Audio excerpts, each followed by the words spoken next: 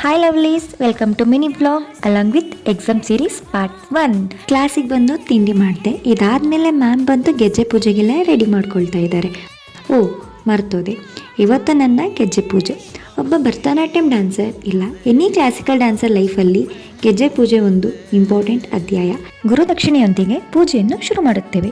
ನನ್ನ ಗುರು ನನ್ನ ಕಾಲುಗಳಿಗೆ ಗೆಜ್ಜೆಗಳನ್ನು ಕಟ್ಟುತ್ತಾರೆ. ಇದರ ಅರ್ಥ ಅವರು ಕಲಿತಿರುವ ನೃತ್ಯ ನಮಗೂ ಬರಲಿ ಎಂದು ಆಶೀರ್ವದಿಸುತ್ತಾ ನಮ್ಮ ಕಾಲುಗಳಿಗೆ ಗೆಜ್ಜೆಯನ್ನು ಕಟ್ಟುವುದೇ ಗೆಜ್ಜೆ ಪೂಜೆ. ನಮಗೆ ನೃತ್ಯ ಎಷ್ಟು ಇಂಪಾರ್ಟೆಂಟ್ ಅಷ್ಟೇ ನಮ್ಮ ಗೆಜ್ಜೆಗಳು ಸಹ ಇಂಪಾರ್ಟೆಂಟ್. ಈ ಗೆಜ್ಜೆಗಳು ಶಿವಪಾರ್ವತಿಯ ಸ್ವರೂಪ ಅಂತಲೂ ಹೇಳ್ತಾರೆ.